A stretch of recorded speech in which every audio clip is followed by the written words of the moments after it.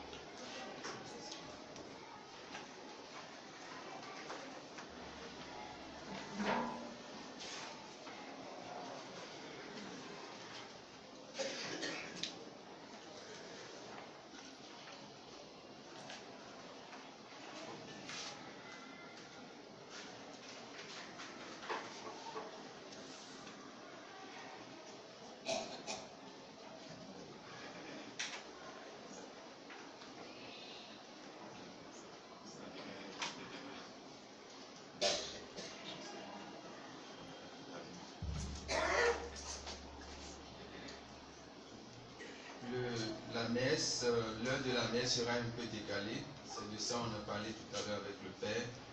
Ce sera plutôt à 16h que 17h. Alors ça suppose que quand on voudrait finir par la messe, on ne sait pas si on pourra recevoir tout ce que le Seigneur veut nous donner. Alors prenez votre Bible, nous allons lire le passage du livre de Tobie. Donc notre enseignement sera intitulé « Découvrir son identité pour mettre fin » au 6, versets 10 à 19.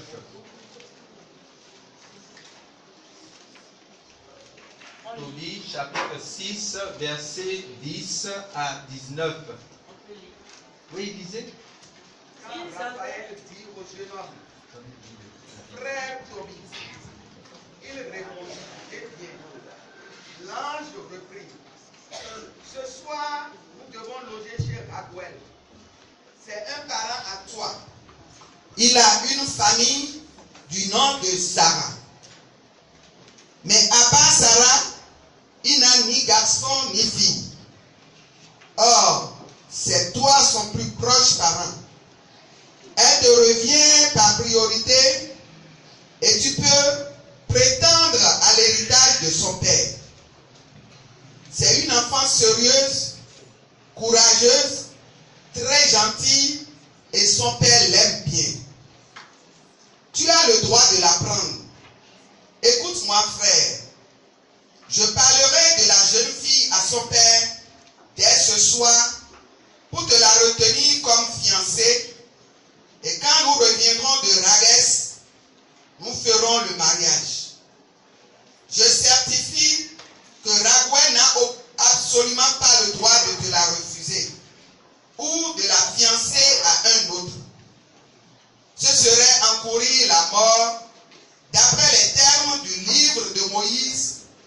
du moment qu'il saurait que la parenté te donne avant tout autre droit de prendre sa fille. Alors écoute-moi frère, dès ce soir, nous parlons de la jeune fille et nous faisons la demande en mariage. À notre retour de Ragdes, nous la prendrons pour l'amener avec nous chez toi. Tobie répondit à Raphaël, frère Azarias, je me suis laissé dire qu'elle a déjà été donnée 7 fois en mariage et que chaque fois, son mari est mort dans la chambre des noces.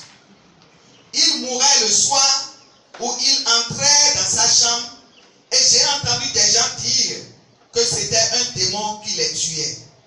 Si bien que j'ai un peu peur. Il ne lui fait rien parce qu'il l'aime. Mais dès que quelqu'un veut s'en approcher, il le tue. Je suis le seul fils de mon père et je ne tiens pas à mourir. Je ne veux pas que mon père et ma mère s'affligent toute leur vie sur moi jusqu'au tombeau. Ils n'ont pas d'autre fils pour les enterrer. Il lui dit, oublierais-tu les avis de ton père? Il t'a pourtant recommandé de prendre une femme de la maison de ton père. Alors écoute-moi frère, ne tiens pas compte de ce démon et prends-la. Je te garantis que dès ce soir, elle te sera donnée pour femme. On continue. Seulement, quand tu seras entré dans la chambre, prends le foie et le cœur du poisson. Mets-en un peu sur les braises de l'encens. L'odeur se répandra. Le démon la respirera, il s'enfuira et il n'y aura pas de danger qu'on le reprenne autour de la jeune fille. Puis, au moment de vous unir, levez-vous d'abord tous les deux pour prier. Demandez au Seigneur du ciel de vous accorder sa grâce et sa protection. N'aie pas peur. Elle t'a été destinée dès l'origine. C'est à toi de la sauver. Elle te suivra. Et je gage qu'elle te donnera des enfants qui te seront comme des frères. N'hésite pas. Et quand Tobie entendit parler Raphaël, qu'il sut que Sarah était sa sœur, parente de la famille de son père, il l'aima au point de ne plus en détacher son cœur. Parole du Seigneur. On peut acclamer la parole.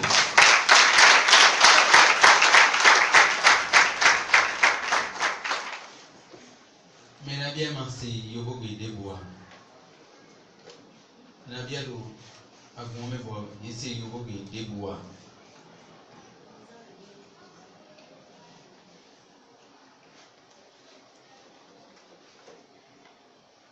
Mais c'est des bois.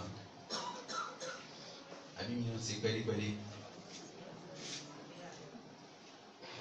Et on commence.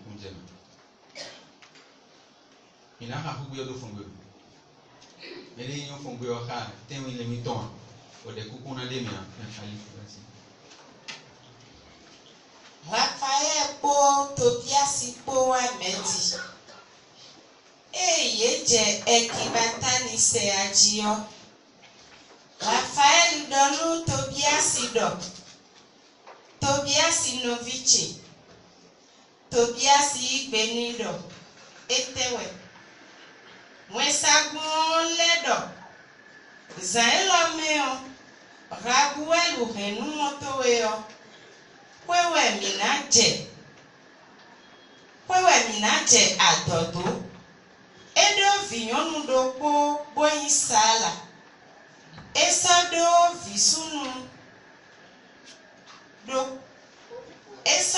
visunu doko nyonu doko deze eyawa.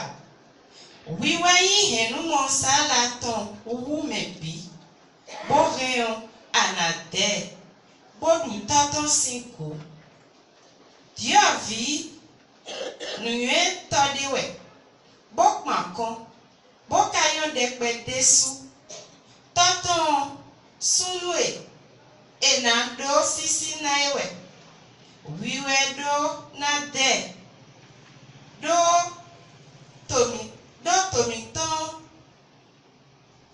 tomiton menovi una do diovio honu toton badamuti bonu anaigbe bosuedo bonu enaigbe bosuedo tenue bọ̀wénu mina lẹ́kọ̀ọ́sí raguelio mina kple asi ndejiro raguelu kun siku tewe o ekun ka sọlẹ siku sọẹ na medevo eyin eblomo le moezi siọzọgbọn.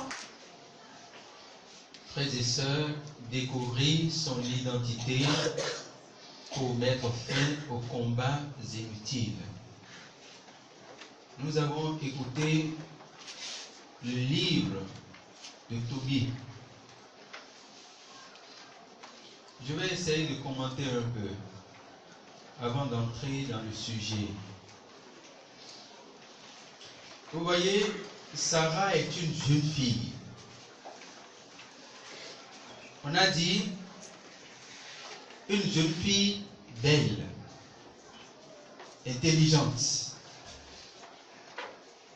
douce. Ça, ce sont les caractères physiques. Mais, sur le plan spirituel, Sarah était mariée. Sarah n'était pas libre. Elle appartenait à quelqu'un. Donc nous avons l'aspect extérieur et nous avons l'aspect intérieur. Première chose. Deuxième chose, Sarah a eu 7 maris qui sont morts. 7 maris qui sont morts. Et Tobie a dit, chaque fois que le mari veut coucher avec la fille, le mari décède. Mais le démon ne fait rien à la femme. Jusqu'à 7 démons. À 7 maris. Ça veut dire que Sarah, on dira, était la plénitude du malin. Vous comprenez? Le chiffre 7. 7 sont morts. Ok, nous évoluons. Et Tobie arrive et le Seigneur dit, Sarah sera ton épouse. Et Tobie dit, doucement Seigneur, j'ai appris l'histoire de cette femme. Je ne peux pas. Une attitude sage. Et le Seigneur dit, ne crains pas de prendre Sarah pour épouse, car c'est toi qui vas la délivrer. Sonnez ça. C'est toi qui vas la délivrer. C'est toi qui vas délivrer ton mari. C'est toi qui vas délivrer ton épouse. Donc cesse de dire que ton mari est un démon, qu'il ne prie pas, que c'est comme ça qu'il aura toujours des difficultés. Arrête vite. C'est toi qui vas le délivrer. C'est toi qui vas délivrer ton épouse. Donc arrête de dire, mon épouse est impossible. Mais il sera possible quand tu voudras. C'est toi qui vas la délivrer. C'est toi qui vas le délivrer. Donc commençons par changer le regard en même temps. Donc Sarah, en tant que Sarah, elle est manipulée. Quelle est l'identité de Sarah? Et pourtant, c'était une femme. Et dans le monde spirituel, elle est quelqu'un d'autre. Quand nous évoluons, nous avons vu que quand Tobie a écouté Azarias lui parler, il est entré dans un dynamisme de victoire. Et la finalité nous dit quoi? Dès que Tobie a entendu Azarias parler comme cela, il a commencé par aimer Sarah au point que son cœur ne peut plus s'en détacher. Donc, c'est le processus de la délivrance, de la libération. Nous avons un pas à poser, nous avons un acte à poser, nous avons à avoir une disposition de cœur. Quand nous évoluons, Azarias a dit à Tobie, dès que vous allez entrer dans la chambre, voilà ce que tu vas faire. Tu vas mettre le foie du poisson dans le feu et sa fumée. Et après cela, vous allez vous mettre à genoux et prier ensemble. Pour ceux qui vont se marier, priez. Le jour du mariage, priez avant l'acte. Pour ceux qui se sont mariés déjà, priez. Car les relations sexuelles sont comme une célébration liturgique. Écrivez ça. Les relations sexuelles sont comme une célébration liturgique. Je pourrais dire que les relations sexuelles sont comme un sacrement. Car les sacrements donnent la vie. Mais vous êtes d'accord que à l'issue des relations sexuelles, la vie naît. Donc les relations sexuelles sont comme une célébration liturgique. Et comme on met du soin à la célébration liturgique, nous devons mettre du soin aussi dans les relations sexuelles. Ah, prions. Comment on y va? Est-ce que nous pensons cela? Ou bien c'est un plaisir? On y va. Je veux, tu en veux, tiens, voilà. Et puis après, il y a un qui sort victorieux, comme on voit les canards. Et puis bon, l'autre sort vaincu, et la main dans la tête. Qu'est-ce que ça veut dire? Donc, à partir de ce soir, s'il devait avoir acte sexuel, je parle de ceux qui sont mariés légitimement à l'église. Il faut vous mettre à genoux et prier ensemble avant de poser l'acte. Mais ne me posez pas la question de savoir quelle sorte de prière il faut faire.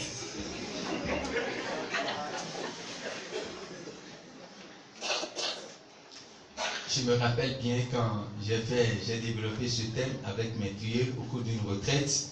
Il y a un qui a levé le doigt et m'a dit, donne-nous un modèle de prière. Donc vous-même ne vous posez pas la question de vous donner. Mais priez. Priez. Et commencez par prier. Voilà. Donc, découvrir son identité spirituelle pour mettre fin aux combats inutiles. Vous voyez, quand on écoute l'histoire de Sarah, on voit que la vie de Sarah n'est pas simple. Il faut vraiment prier. Il faut prier pour Sarah. Le Seigneur a révélé l'identité spirituelle de Sarah. Sarah est une épouse de Marie de nuit. Ça va? C'est clair? Et toi, quelle est ton identité? Qui tu es? Assis là maintenant, qui tu es? Sarah, on a découvert son identité. Si on avait trouvé plus tôt l'identité de Sarah, vous convenez avec moi que cette Marie ne serait pas décédée. Donc, si on arrive à découvrir, ou si tu arrives à découvrir ton identité, tes difficultés cesseront. Pourquoi tu as des problèmes dans ta famille? Pourquoi dans ta famille vous avez des problèmes? Pourquoi vous avez des difficultés? Pourquoi ton travail ne marche pas? Pourquoi tu n'arrives pas à te marier? Pourquoi tu n'as pas d'enfant? Pourquoi l'argent ne reste pas? Pourquoi tu ne prospères pas? Et pourtant, tu as travaillé, tu as compté de l'argent, tu as compté des millions, tu as brassé de l'argent. Mais pourquoi tu n'évolues pas? Tout ce que tu entreprends, tout ce que tu fais ne réussit pas. Et tu ne t'es jamais posé la question de savoir pourquoi les choses vont ainsi. Pourquoi les choses vont ainsi? Comme aussi, les parents de Sarah ne se sont pas tellement posé la question. Mais écoutez quand même, un mari qui meurt, un deuxième mari qui meurt, un troisième mari qui meurt, un quatrième mari qui meurt, un cinquième, un sixième, un septième. Vous comprenez? Les parents ont déjà baissé les bras. Ils ont déjà abandonné le combat. Comme nous aussi. Je ne sais plus quelle prière faire. Ah, tu sauras. Je ne sais plus quelle prière faire. J'ai déjà prié, j'ai fait rosaire, j'ai fait chapelet, j'ai fait chemin de croix. On m'a demandé de faire 1000 ave, j'ai fait. On m'a demandé de me réveiller et de prier de 0 à 3 heures, j'ai fait. Mais tu as fait sur quoi? Tu as fait de l'automédication spirituelle? Sur quoi tu as prié? Parce que quand l'identité de Sarah a été trouvée, le remède en même temps a été donné. Le remède en même temps a été donné. 7 maris sont décédés. Peut-être que les parents de Sarah et Sarah aussi sont tellement restés dans un tel chagrin qu'à un moment donné, comme nous avons l'habitude de le dire, ils ont dit que la volonté de Dieu soit faite. Point barre. Et on se couche, on dort. Ah. Et le malin est content. Et il agit. Il faut vous réveiller. Il faut vous réveiller. Peut-être que les parents de Sarah aussi ont dit, un jour viendra où ma fille sera délivrée. Où Sarah aussi dira, un jour, Dieu va m'écouter. Et on s'arrête là. Et on est là. Heureusement qu'il y a la miséricorde de Dieu qui supplée à ce qui nous manque. Et Dieu lui-même vient nous sauver. Il va vous délivrer. Que vous soyez conscient de votre identité ou pas, il va vous libérer. Parce que nous sommes ses enfants. Et surtout s'il a voulu que nous vous parlions de l'identité spirituelle, c'est qu'il veut vous révéler qui vous êtes vraiment. Pour que le visage de nos groupes change. Et les bergers qui sont ici, en écoutant cet enseignement, vont commencer par se poser la question de savoir, mais quelle est l'identité de mon groupe? Quel est l'esprit qui repose sur mon groupe et qui empêche l'épanouissement spirituel de mon groupe, de mes frères et sœurs? Frères et sœurs,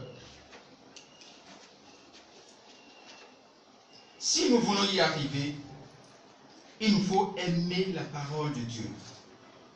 Parce que la solution se trouve dans la parole de Dieu. Aimer la parole de Dieu. Prier la parole de Dieu. Méditer la parole de Dieu. Et se faire ami du Saint-Esprit pour pouvoir avoir les révélations. C'est pour cela que Dieu, quand il voulait confier la mission à Josué, dans le premier livre de Josué, chapitre 8, le Seigneur a dit que ce livre de la loi ne s'éloigne point de ta bouche. Médite-le jour et nuit pour agir conformément à tout ce qui est écrit. C'est alors que tu auras du succès dans tes entreprises. C'est alors que tu réussiras. C'était le thème que je voulais vous développer hier en vous parlant des cycles de la réussite. Quand le Seigneur a voulu que nous parlions de l'onction de l'aigle. Que le livre de cette loi ne s'éloigne point de ta bouche. Médite-le jour et nuit pour agir conformément à tout ce qui y est écrit. C'est alors que tu auras du succès dans tes entreprises. C'est alors que tu réussiras. Josué chapitre 1, verset 8. Donc il faut aimer lire la parole de Dieu. Méditer la parole de Dieu. Vous voyez, l'attitude de Tobie est une attitude prudente. Il dit non, j'ai entendu parler de cette fille. Est-ce que tu fais une pause avant de poser tes actes? Est-ce que tu réfléchis? Est-ce que tu as recours à Dieu avant de poser tes actes? Ou bien, dès qu'une idée te passe par la tête, tu sautes là-dessus et tu commences par le faire. Tobie a été prudent. Or, comme je l'ai dit tout à l'heure, Dieu lui a dit, c'est la femme de ta vie. Dieu te l'a donné. N'aie pas peur de t'y approcher. Dieu veut utiliser Tobie pour sauver Sarah. Dieu veut t'utiliser toi berger. Dieu veut t'utiliser toi membre du noyau pour sauver tes frères du noyau, pour sauver ton épouse, pour sauver ton époux. Dieu veut t'utiliser. Comme il a utilisé Tobie pour sauver Sarah. Alors, toi qui es marié déjà, qui a fait le mariage religieux, et qui te plaît, et qui n'est pas heureux, qui n'est pas heureuse, qui te dit que tu t'es trompé, tu ne t'es pas trompé, ma soeur. Tu ne t'es pas trompé en épousant Eric.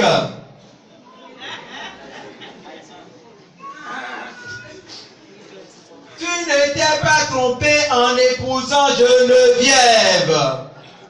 Tu ne t'es pas trompé. Ne dis plus ça. Ne dis plus ça. Mais le Seigneur t'a mis à côté pour pouvoir sauver ton épouse. Et pour sauver ton épouse, comme le Seigneur l'a dit dans l'évangile de Jean chapitre 11, verset 44, déliez-le et laissez-le aller. Si toi-même tu es lié, comment tu peux délier quelqu'un d'autre? Et donc à travers cet enseignement, toi-même tu seras délié pour pouvoir délier maintenant ton époux, pour pouvoir délier tes frères et sœurs de ton groupe.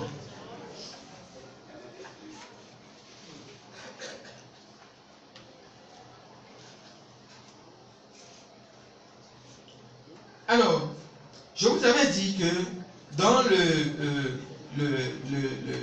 préalable que Sarah avait de bons caractères. C'était une fille gentille, une fille douce, une fille intelligente. Mais son intérieur est autre. C'est pour cela que quand le Seigneur a envoyé le prophète Samuel pour oindre l'un des enfants de Jessé, David, le prophète Samuel est arrivé et a demandé à Jessé, fais-moi voir tes enfants. Et Jessé a fait sortir le premier.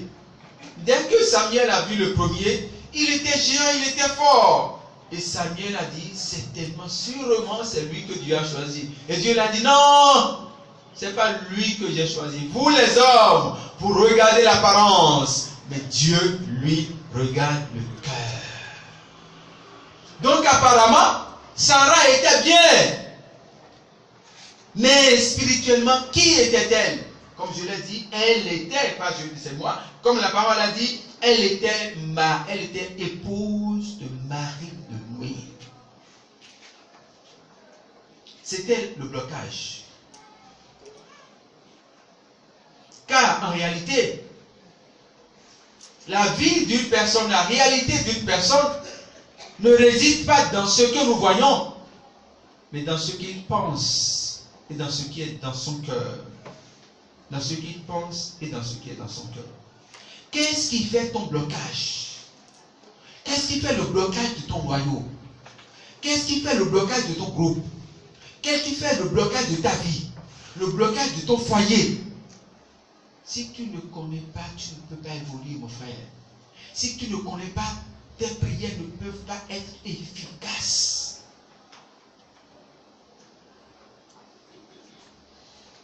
C'est pourquoi le Seigneur dit, dans l'évangile de Jean chapitre 8, verset 32, vous connaîtrez la vérité et la vérité vous libérera. Vous connaîtrez la vérité et la vérité vous libère. Donc si vous faites la vérité sur votre vie, là maintenant, vous êtes libérés.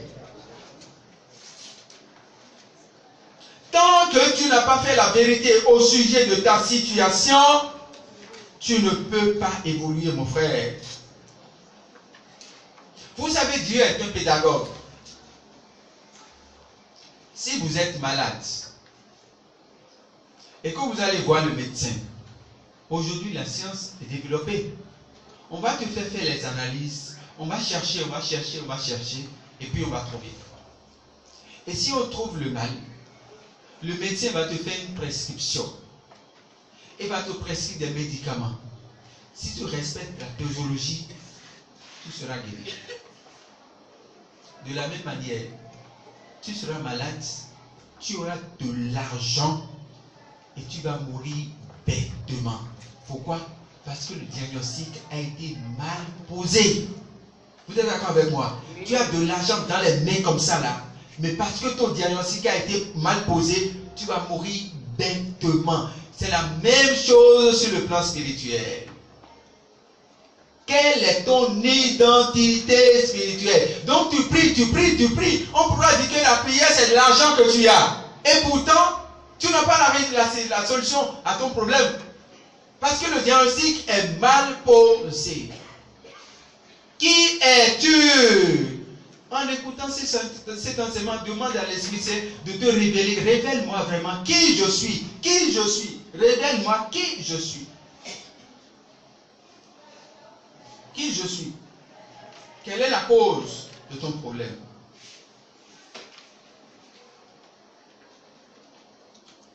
Vous savez, il y a des femmes qui, spirituellement, ont été transformées en dragons.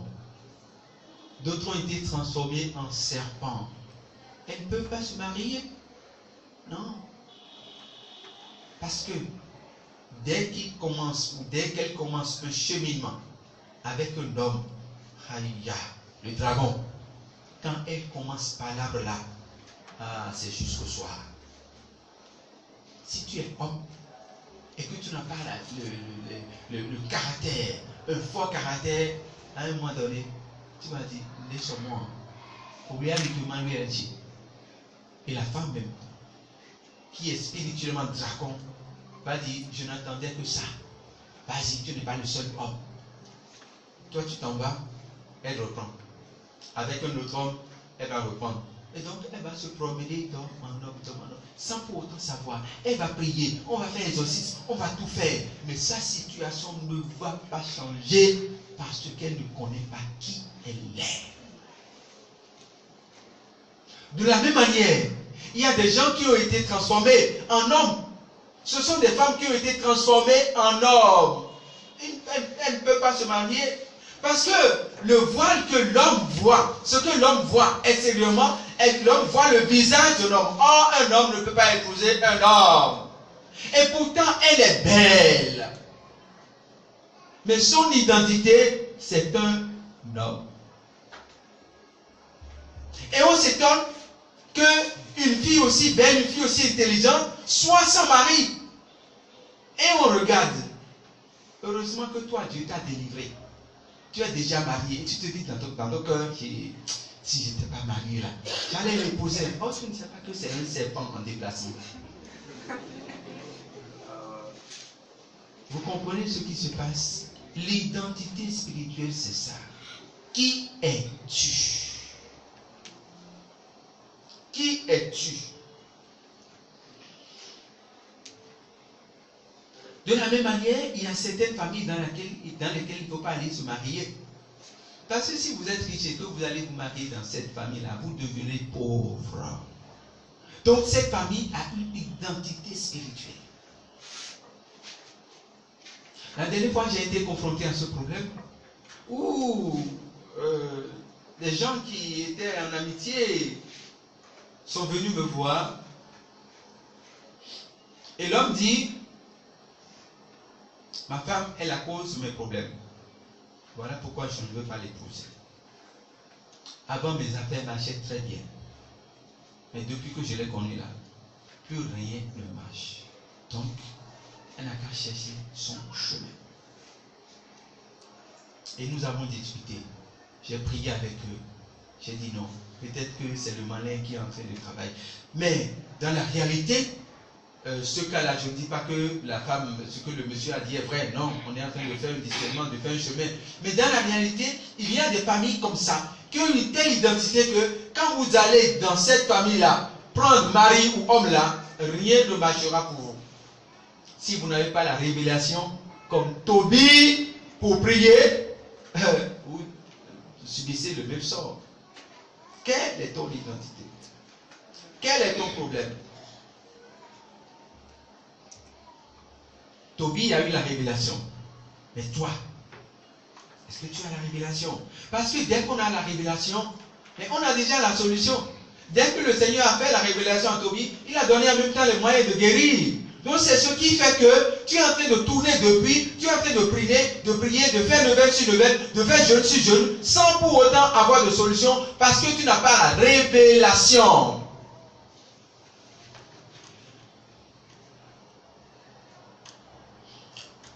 dans Jean, dans Luc plutôt, dans Luc chapitre 13, versets 10 à 13, nous lisons ceci.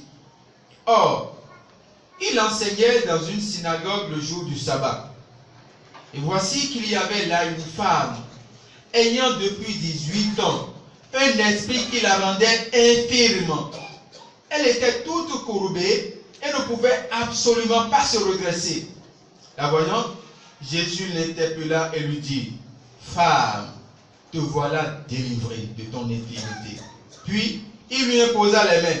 À l'instant même, elle se redressa et elle glorifiait Dieu. Et pourtant, pendant 18 ans, cette femme allait à la synagogue. Faire quoi? Prier. Faire quoi? Demander sa délivrance. Faire quoi? Demander sa guérison. Pendant 18 ans. Et pourtant, parce qu'elle n'a pas la révélation de ce qu'elle avait. Elle a cru que c'était un mal naturel. Mais c'était un mal spirituel.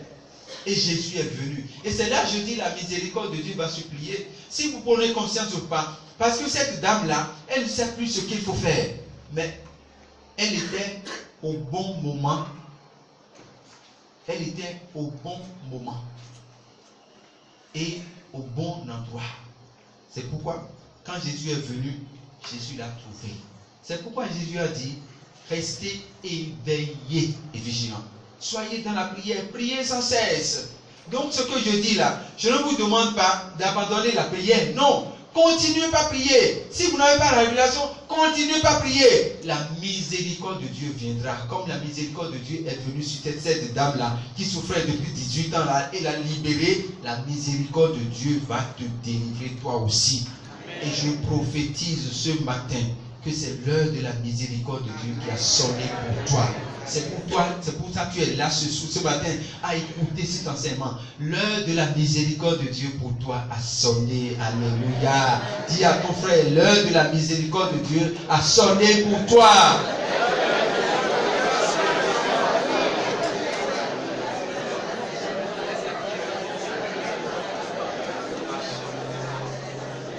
L'heure de la miséricorde de Dieu a sonné pour toi.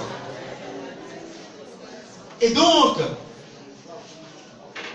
ce n'est pas la peine de dire,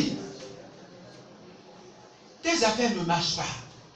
Tu n'as pas d'emploi. Tu trouves un peu d'argent, tu t'investis dans le commerce de ses dettes. Et tu es là à dire, oh Dieu, Dieu va faire. Mon Dieu, il est puissant. Un jour, ça va arriver. C'est comme ça une dame, frères et sœurs. Elle s'est mariée. Elle est un cadre. Elle a tout. Mais elle n'a pas d'enfant. Ils cherchaient d'enfants. Elle n'a pas d'enfant. Ils ont fait les analyses, tout sur le plan médical. Tout va bien. Et, comme nous le disons les gens, on commençait pas à dire, oh ne t'inquiète pas, ça va venir. Quand l'heure va sonner, Dieu va te donner un enfant. Ne t'inquiète pas. C'est ce que nous entendons, hein. Et levez-vous. Levez-vous. Comme un jeune homme, il est allé au bac. Il n'est pas admis. Et il est en train de se lamenter, de pleurer. Et chaque fois, sa maman vient la consoler, pour dire, attends, ton heure va sonner. L'heure de Dieu n'a pas encore sonné. Et un jour, la maman est venue pour lui dire, ne t'inquiète pas, mon fils, l'heure de Dieu va sonner. Et il dit, oui, maman, attends. Ne prends pas ta main pour sonner la cloche, pour voir si la cloche va sonner elle-même. C'est de ça qu'il est question. Dieu est grand. Mon Dieu, il est puissant. Il va faire. Il est miséricordieux. Jésus est déjà mort sur la croix. Et pendant ce temps, tu dors. Attends. Tu vas voir si l'heure va sonner.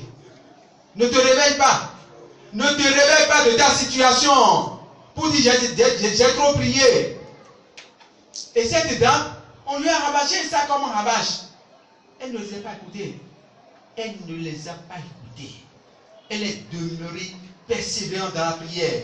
Et dit, Seigneur, mon heure va sonner. Ça dit à l'église. Elle est à l'église matin, midi, soir.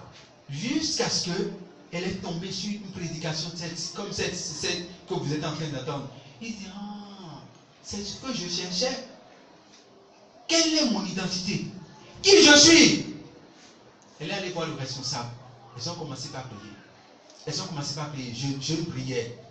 Et dans la prière, le Seigneur a révélé qui est cette dame-là. Cette dame était l'esclave de sa famille. Je vous avais dit, elle est un cadre. Et donc c'est elle qui s'occupait de tout le monde dans la famille. Et le jour où elle a décidé d'aller se marier, c'est ce jour-là qu'elle est devenue esclave de la famille. Les gens disent, ah, toi tu iras te marier. Qui va s'occuper de nos enfants? Parce que quand toi tu vas te marier là, tu n'auras plus souci de la famille. Et c'est là que les gens ont fait d'elle l'esclave. Et c'est quoi? Arrivée dans le foyer, elle n'aura pas d'enfant. Si elle n'a pas d'enfant, 1 an, 2 ans, le mari va la chasser, elle va revenir à la maison, s'occuper de nous. Voilà. Qui es-tu? Qui es-tu? Et c'est ce qui s'est passé. Donc quand la femme n'accouchait pas, la belle famille a mis en exécution une menace. Et finalement la belle famille a dit, sors de chez notre fils. Et le fils qui aimait son épouse est allé lui louer ailleurs. Et il continuait d'aller voir son épouse. Et son épouse continuait de se battre, persévérant dans la prière. Quand on a découvert cette identité, c'est fini. On a prié pour casser le lien. Aujourd'hui, elle est en ménage, elle a bébé, elle a enfant, elle est revenue. Quelle est ton identité?